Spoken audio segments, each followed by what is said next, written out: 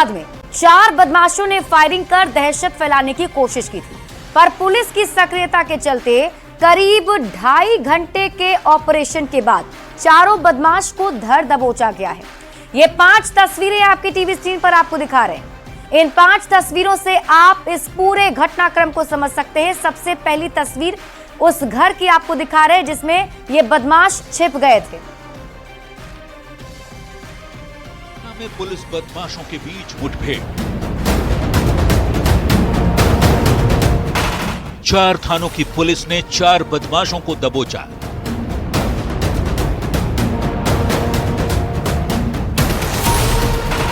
कंकड़बाग में फायरिंग कर मकान में घुसे थे अपराधी।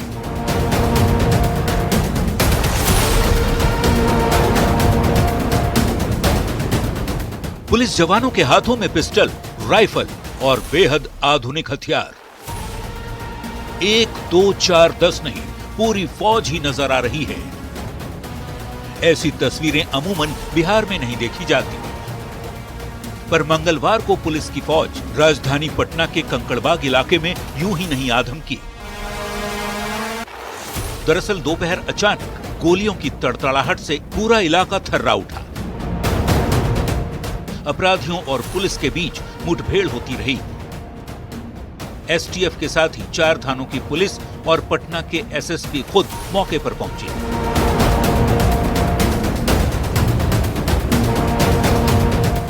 रिहायशी इलाके में प्रॉपर्टी विवाद में पहले बदमाशों ने फायरिंग की थी, फिर खुद को घिरता देख अपराधी एक घर में घुस गए। इलाका बेहद संवेदनशील था, मकान में कई फैमिली मेंबर भी रह रहे थे। ऐसे में पुलिस टीम को कड़ी मशक्कत करनी पड़ी। आखिरकार चारों बदमाश धर दबोचे गए। रामकृष्ण नगर थाना अंतर्गत जमीनी विवाद को लेकर एक पक्ष था। उसके सत्यापन में जब पुलिस आई तो अपराधियों के द्वारा फायरिंग की गई। चूंकि ये बिल्डिंग में कई सिविलियंस भी थे तो पुलिस ने बहुत ही सजग तरीके से और कारगर तरीके से कार्रवाई की। कंकड़बाग में बदमाशों की एंट्री से लेकर उनकी गिरफ्तारी तक की टाइमलाइन भी समझ लीजिए।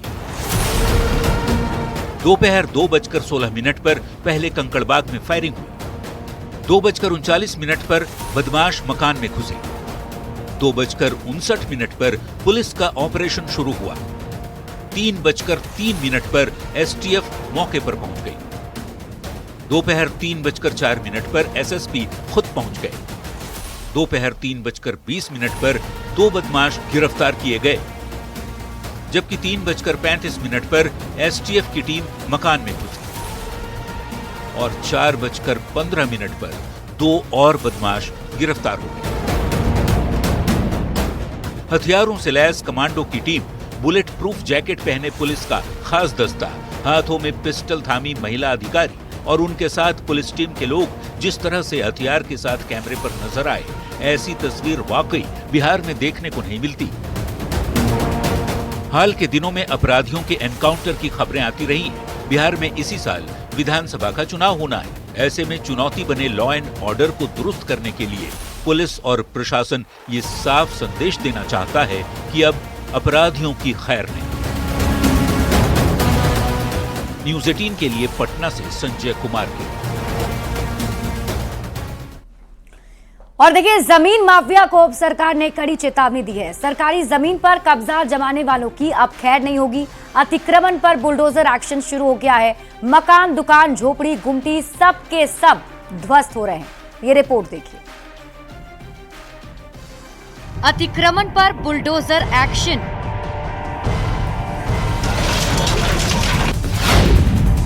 कई दुकान और मकान ध्वस्त।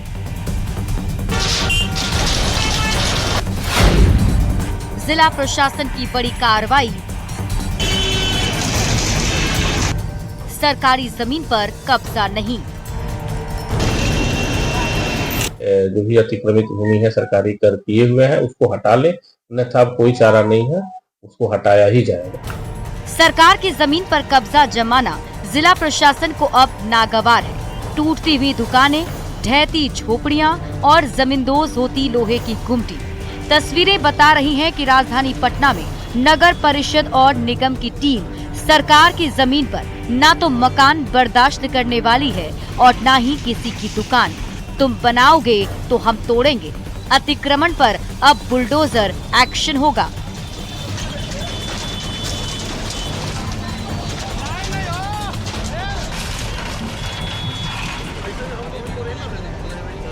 मंगलवार की ये तस्वीरें दानापुर इलाके से सामने आई। जिला प्रशासन की टीम पूरी तरह एक्शन के मूड में दिखी। रंजन पथ, गोला रोड, बेली रोड, आरपीएस मोड़, हर तरफ बुलडोजर ही गरजा। एक्शन शो जारी रहा। कच्चे मकान और दुकान टूटते चले गए। नगर परिषद के कार्यपालक पदाधिकारी पंकज कुमार ने जमीन माफिया को कड़े शब्दों में चेताया और कहा कि बिहार सरकार की जमीन पर अब नो कब्जा। यथाशीघ्र जल्दी से अपना जहां भी जो भी अतिक्रमित भूमि है सरकारी कर किए हुए हैं उसको हटा ले, अन्यथा कोई चारा नहीं है, उसको हटाया ही जाएगा। कार्यपालक पदाधिकारी ने भूमाफियाओं को सख्त चेतावनी दी। समय रहते अवैध अतिक्रमण को हटाने का अल्टीमेटम दिया, वरना सड़क के किनारे हो या नाले के किनारे दुकान हो या मकान, गुमटी हो या झोपड़ी हो, सारा कुछ जमींदोज होगा। जहाँ कहीं भी अतिक्रमण है सबको हम लोग प्रशासन जो है प्रतिबद्ध है उसको हटाने के लिए, और भविष्य में इस तरह की जो है कार्यवाहियां चलती रहेंगी। पटना प्रशासन ने साफ कर दिया है कि जब तक सरकारी जमीन से सारे अवैध निर्माण नहीं हट जाते तब तक बुलडोजर एक्शन चलता रहेगा। दानापुर संवाददाता अमरजीत शर्मा के साथ ब्यूरो रिपोर्ट न्यूज़ 18। और अब बात करेंगे बीपीएससी आंदोलन 2.0 की, जिसे सियासी साजिश करार दिया जा रहा है। फैसल खान उर्फ खान सर की भूमिका पर सत्ता पक्ष कई सवाल खड़े कर रहा है। क्या खान सर छात्र आंदोलन के जरिए सियासी मोहरा बन रहे हैं? बीपीएससी के आंगन में आखिर कोचिंग वालों का क्या काम है, ये रिपोर्ट देखिए।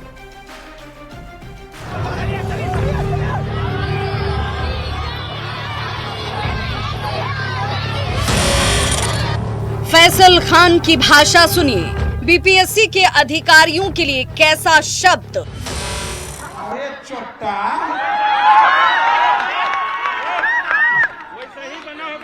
ये चोट्टे ऐसे ही बने होंगे नौकरी लेकर, इसीलिए बोलते हैं। अरे तेरा नाम लेके बोल रहे हैं रे, तुम भ्रष्ट आदमी है। पत्रकारों के लिए खान सर की कैसी भाषा। तोरा जो चहेता पत्रकार है वो भी भ्रष्ट है। एक केस उस पर भी होगा कि नहीं होगा? अरे हम लोग के बीच में रह के वो चहेता पत्रकार विभीषण बन रहा था, हम लोग के बीच रह के वो लॉर्ड कर्जन का काम कर रहा था।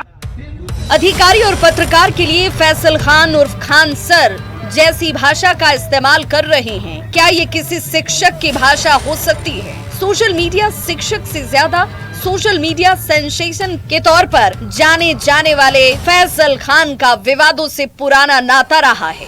रेलवे बहाली को लेकर हिंसक प्रदर्शन हो या फिर अग्निवीर योजना को लेकर उपद्रव, हर एक विवाद में खान सर पर कई गंभीर आरोप लगे। अलग अलग थानों में कोचिंग संचालकों पर एफआईआर दर्ज कराई गई और अब एक नया विवाद शुरू हो गया है बीपीएससी आंदोलन को लेकर। एक भ्रष्ट बीपीएससी के एक ज्वाइंट सेक्रेटरी है, नाम है कुंदन कुमार। जब सीसीटीवी का कंट्रोलर उनको कह रहा है कि खगड़िया और भागलपुर में बच्चे क्वेश्चन एक्सचेंज कर रहे थे, उस पर टिक मार के आंसर लिखकर, तो कह रहे हैं कि इतनी बड़ी परीक्षा में ये सब होते रहता है। अरे तेरा नाम लेके बोल रहे हैं रे, तुम भ्रष्ट आदमी है। खान सर ने नए नाम से बीपीएससी आंदोलन 2.0 की शुरुआत की। फैसल खान का दावा है कि इस बार बीपीएससी के खिलाफ अहम सबूत उनके हाथ लगे हैं। री एग्जाम के लिए जिस मुद्दे को लेकर खान सर ने दोबारा आंदोलन छेड़ा है, इसके पहले आंदोलन में खान सर के कोचिंग पर एफआईआर तक दर्ज की गई थी। आरोप था खान ग्लोबल स्टडीज के ट्विटर हैंडल के जरिए अफवाह फैलाने का। और अब खान सर ने क्या कहा है वो सुन लीजिए। तो 2.0 में क्या है कि कोई राजनीतिक हस्तक्षेप हम लोग होने नहीं देंगे और ये 2.0 आंदोलन री एग्जाम लेकर ही लौटेगी। खान सर बीपीएससी आंदोलन के जरिए राजनीतिक लाभ से परहेज करने की सलाह दे रहे हैं, जबकि बीते दिनों फैसल खान ने खुद सियासी भाषा में सरकार को चेतावनी दी और कहा कि साल बिहार में विधानसभा चुनाव हैं। नीतीश सरकार की भी परीक्षा है, लिहाजा छात्रों की नाराजगी से बचना है तो अफसरों के दबाव में आए बिना फैसला लें, वरना खामियाजा भुगतना पड़ेगा। इस पर बिहार में सियासत शुरू हो गई है। कोचिंग संचालक की रुचि क्यों? आखिर इसका कारण क्या है? क्या जो लीगल नोटिस दिया गया है उससे बेचैनी है? खान और रहमान जैसे यूट्यूबर बीपीएससी पर मनगढ़ंत, काल्पनिक और कोरा आरोप लगा रहे हैं, बेवजह की राजनीति करने के लिए। सत्ता पक्ष फैसल खान और दूसरे कोचिंग संचालकों पर विपक्ष के साथ मिलकर सरकार के खिलाफ साजिश रचने का आरोप लगा रहा है। सवाल उठ रहे हैं कि बीपीएससी के आंगन में कोचिंग वालों का क्या काम है। इस पर देखना होगा कि खान सर की ओर से क्या जवाब आता है। पटना संवाददाता शैलेंद्र और संजय कुमार के साथ ब्यूरो रिपोर्ट, न्यूज़ 18। वहीं कोचिंग संचालकों के आरोपों पर बीपीएससी ने भी जवाब दिया है। बीपीएससी ने कहा कि कोचिंग संचालकों के आरोपों का खंडन करते हैं। बीपीएससी ने कहा कि कुछ कथित कोचिंग संचालक भ्रम फैला रहे हैं कि कई परीक्षा केंद्रों पर प्रश्न पत्र बदले गए, खासतौर पर खगड़िया और भागलपुर में। आयोग इन खबरों का खंडन करता है।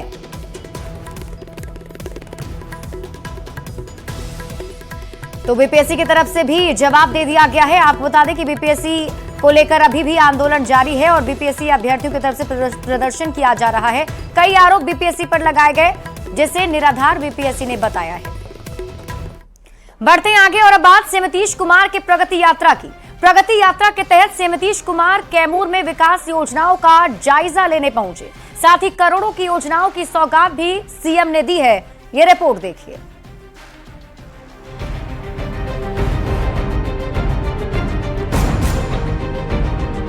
कैमूर में प्रगति यात्रा के दौरान सीएम नीतीश कुमार ने विकास योजनाओं का जायजा लिया, साथ ही करोड़ों की योजनाओं की सौगात दी है। सीएम ने जिले की काया पलट को लेकर कई बड़ी घोषणाएं भी की हैं। सीएम ने कैमूर को 350 करोड़ की योजनाओं की सौगात दी है। 169 योजनाओं का उद्घाटन और शिलान्यास किया है। कैमूर में मेडिकल कॉलेज और अस्पताल भी बनेगा। अधौरा प्रखंड में डिग्री कॉलेज बनेगा। सोन कोहिरा नदी लिंक परियोजना का विकास होगा। मोहनिया में बाईपास सड़क बनेगी। अधौरा पहाड़ स्थित पर्यटन स्थल का विस्तार होगा। अधौरा के गांव में सोन नदी से पेयजल की आपूर्ति की जाएगी। कैमूर जिले में प्रेक्षागृह का निर्माण होगा। कैमूर में स्पोर्ट्स कॉम्प्लेक्स का निर्माण भी होगा। जमानिया गंगा जल लिफ्ट योजना शुरू की जाएगी। कैमूर के 8 प्रखंड में प्रखंड सह अंचल कार्यालय भवन बनेगा। मोहनिया में नरौरा से सेमटिया गांव तक सड़क का निर्माण होगा। बघी हेड से रामपुर पाली नहर की सफाई होगी।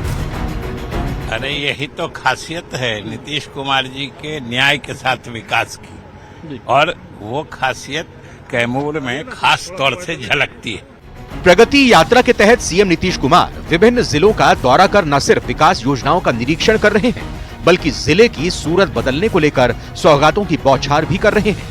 कैमूर के मोहनिया के भरखर पंचायत में मुख्यमंत्री नीतीश कुमार के स्वागत को लेकर सैंड आर्ट की आकृति बनाई गई थी। मोतिहारी से आए सैंड आर्टिस्ट की बनाई आकृति भी आकर्षण का केंद्र बनी। कैमूर से संवाददाता रवि एस नारायण के साथ अभिनव कुमार सिंह की रिपोर्ट।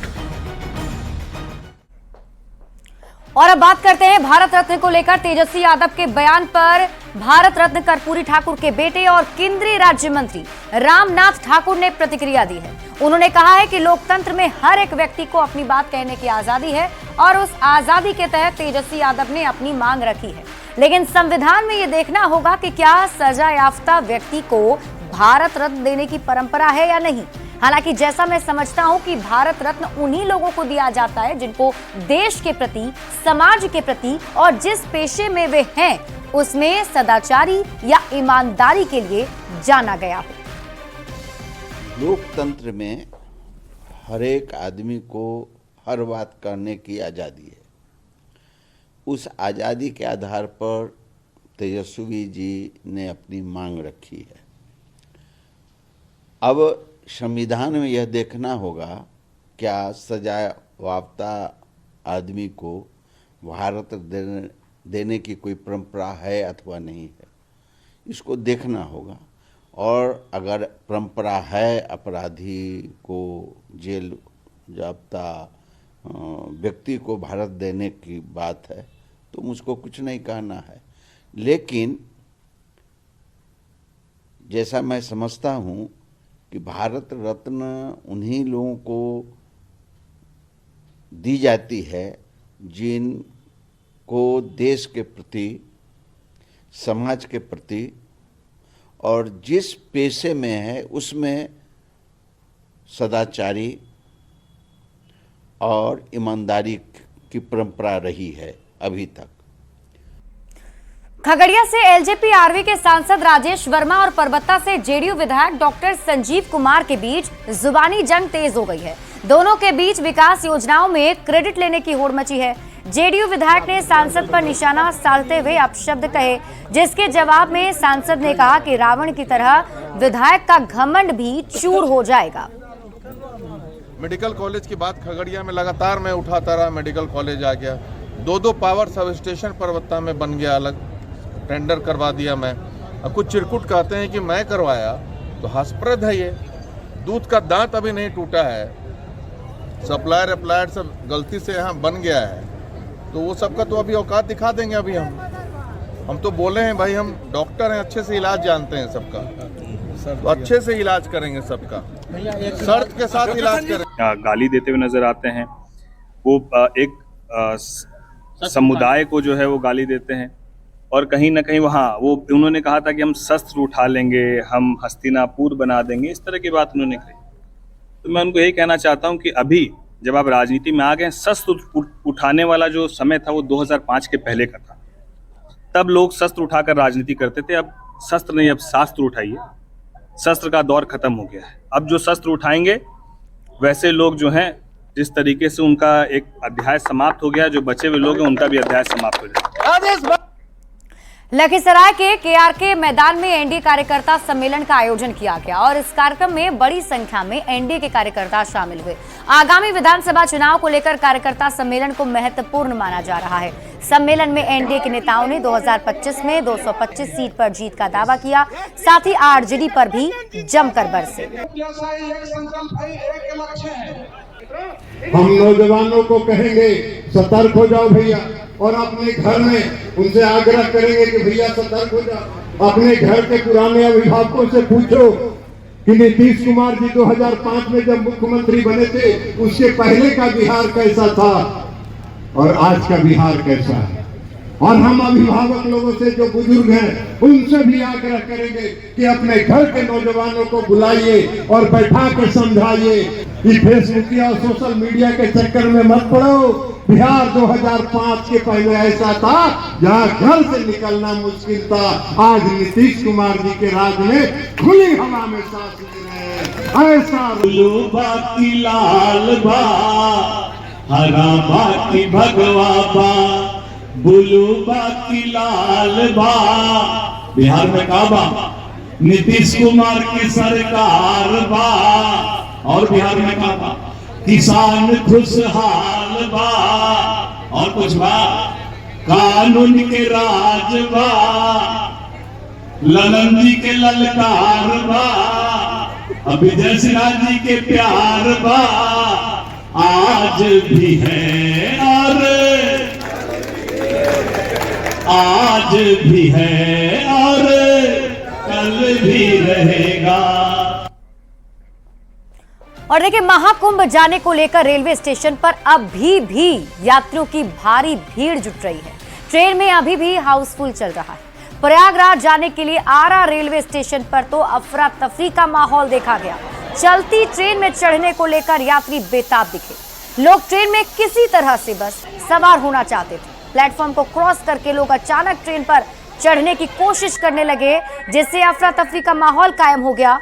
बाद में आरपीएफ के जवानों ने यात्रियों को ट्रेन में सवार कराया है। हमारी जितनी भी कोशिश है, आरपीएफ, जीआरपी, लोकल पुलिस, जितने सभी स्टाफ यहाँ लगा हुआ है, पूरी तरह से सभी यात्रियों को हम जो भी ट्रेन आ रही है उनमें चढ़ाने की कोशिश कर रहे हैं, ताकि वो महाकुंभ मेला का दर्शन कर पाए। जितनी दिखी है, मेन लाइन पर गाड़ी खड़ी थी, लेकिन ये लोग नहीं मान रहे। हमारी मतलब बात है, किन किन को मनाएंगे हम लोग? महिला है, जेंट्स है, सभी है, उनको बार बार अनाउंस किया जा रहा है, माइक द्वारा अनाउंस किया जा रहा है, लेकिन वो नहीं मान रहे हैं।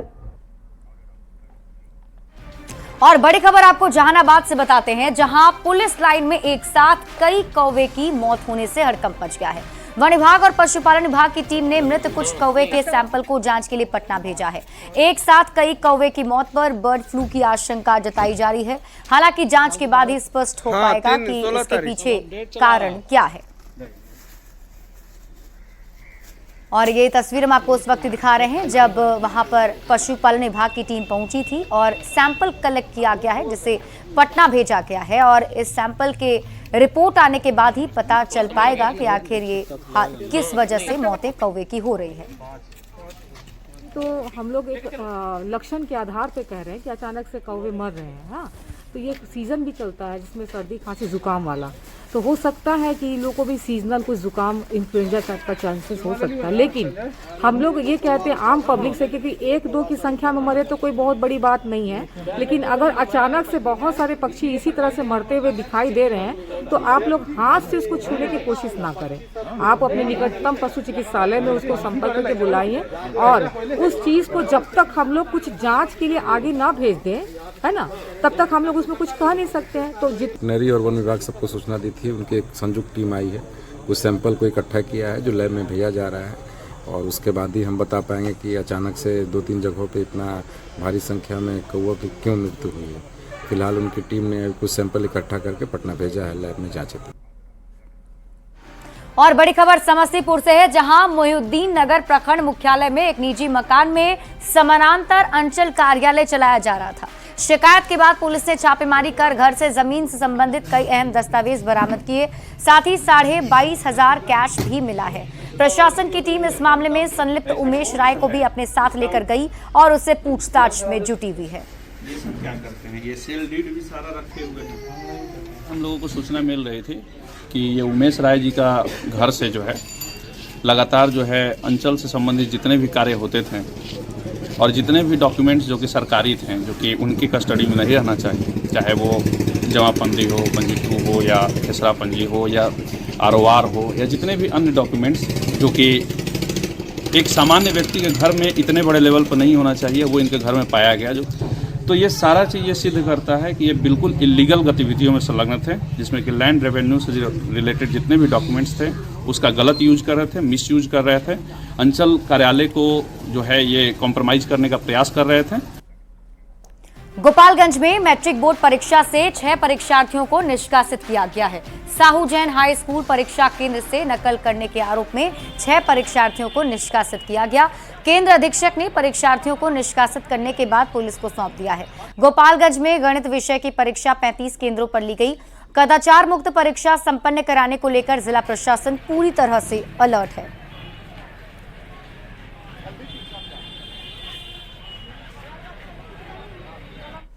बढ़ते आगे, पंचायती राज विभाग में 15,000 से ज्यादा पदों पर बहाली की प्रक्रिया शुरू हो चुकी है। विभाग ने रिक्तियों की अधिसूचना बीपीएससी और बीएससी को भेज दिया है। पंचायती राज मंत्री केदार गुप्ता ने कहा है कि डबल इंजन की सरकार का यह संकल्प है कि बिहार में 10 लाख बेरोजगारों को नौकरी मिले, जिसको लेकर नए वित्तीय वर्ष में ये विभाग 7,000 लेखापाल, 1,500 पंचायत कचहरी सचिव, 2,500 न्याय सचिव और बाकी अन्य पदों पर अगले 2 महीने में बहाली प्रक्रिया पूरी कर ली जाएगी। 4,000 स्थायी और 11,000 से ज्यादा नियोजन से बहाली होगी।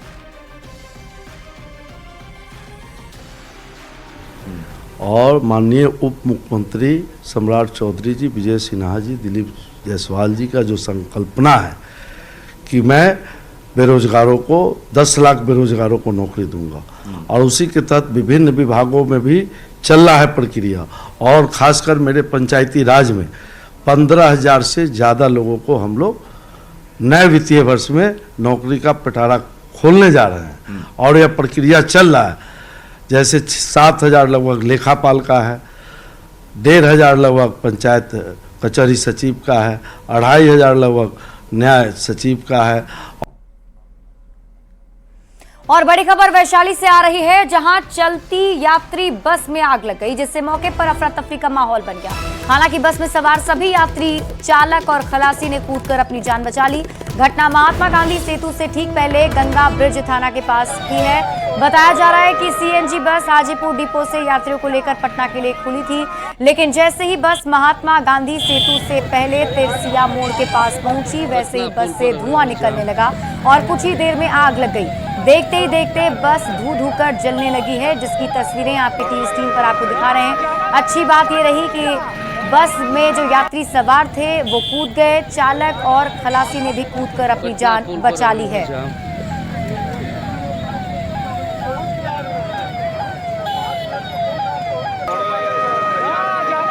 तो ये तस्वीर हम आपको दिखा रहे हैं। बताया जा रहा है कि मुजफ्फरपुर से ये बस खुली थी और इसे पटना जाना था, लेकिन जैसे ही महात्मा गांधी सेतु पर ये बस पहुंचती है, बस से धुआं निकलने लग जाता है और तभी ये आशंका जाहिर की जा सकती है कि इसमें आग लगने वाली है, जिसको देखते हुए खलासी, ड्राइवर और जो यात्री इस बस पर सवार थे वो सभी कूदकर नीचे आ गए और अपनी जान बचा ली।